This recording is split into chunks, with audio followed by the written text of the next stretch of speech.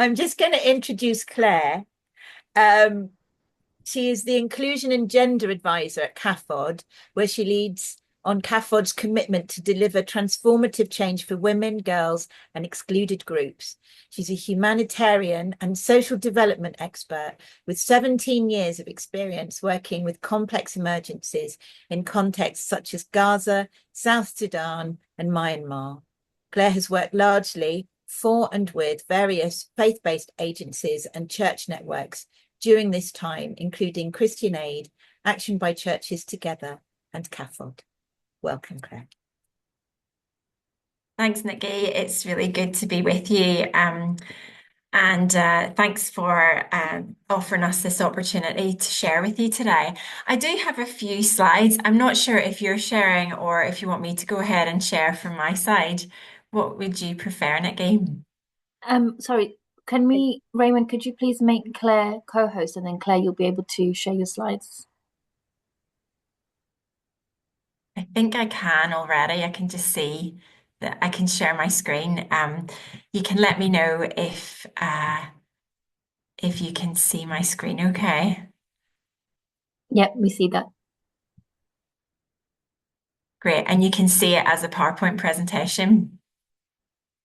Yeah. Fantastic. Great. Well, as Nikki said, I'm going to be representing CAFOD today, and I want to share a little bit with you for the next 10 minutes or so about the work we do on gender justice, but primarily a toolkit that we've developed on that called Believe in Change.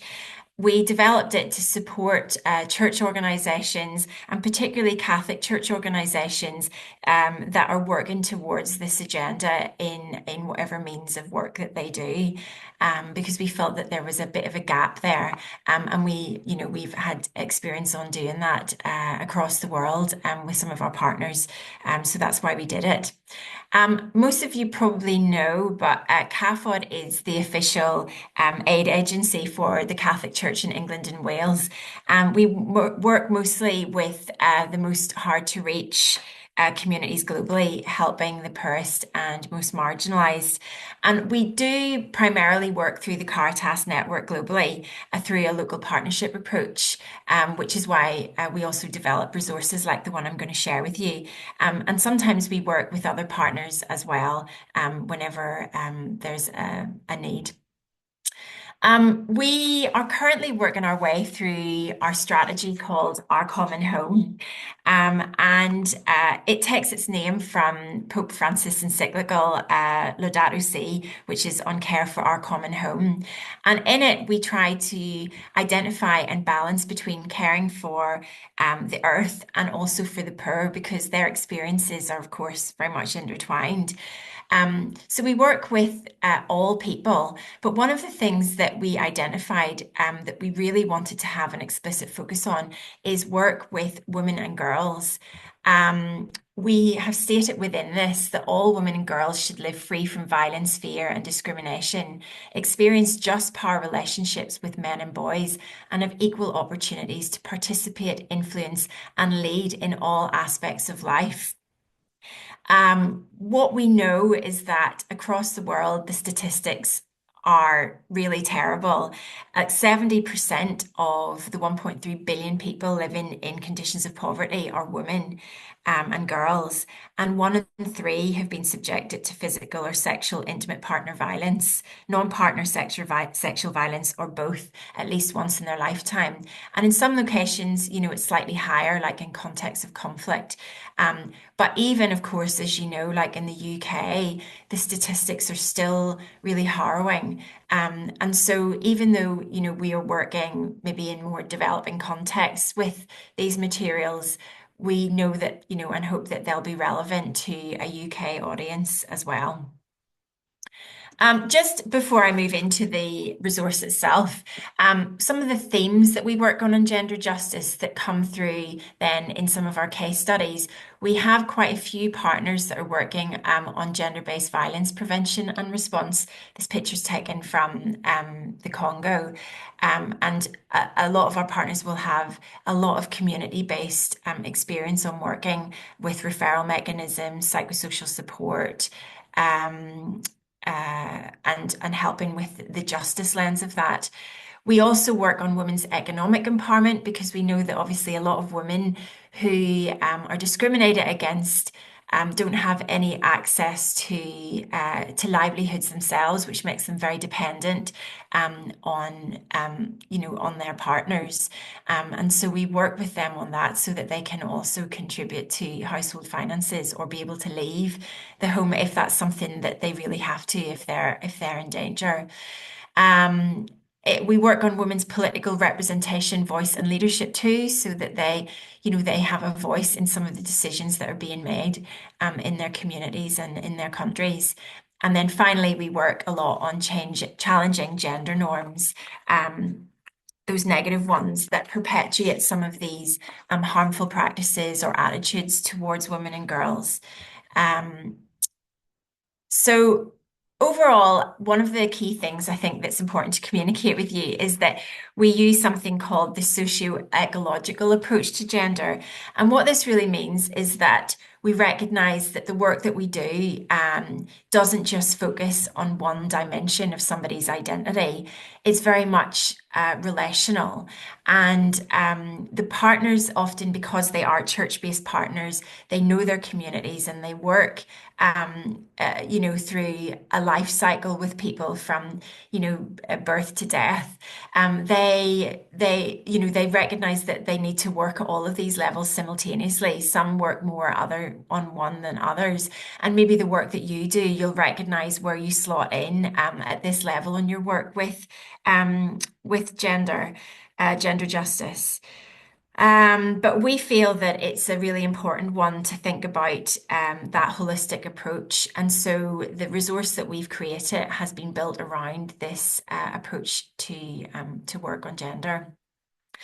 So the toolkit that we've developed, you can access it online. We also have a lot of hard copies. So if you're somebody that would prefer to have, a document that is in your hands and you can flick through it, do let Nikki know, and then I can arrange for you to get a hard copy if you would like it.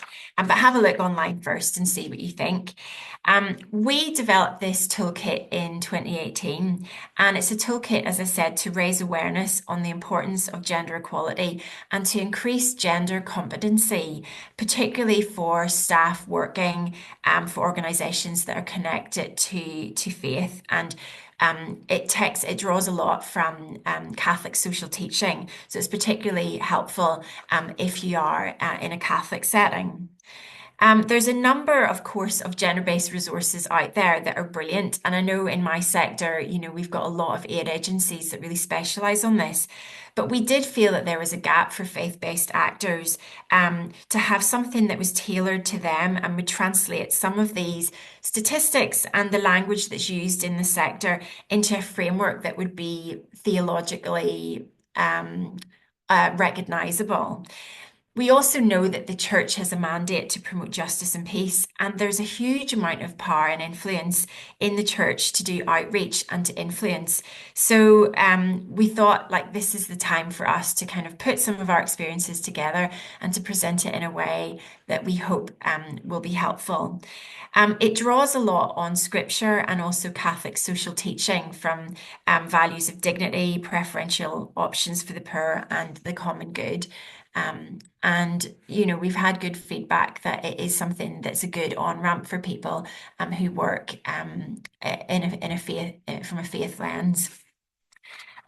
Just a little bit of a kind of overview of what you can expect when you open the first page.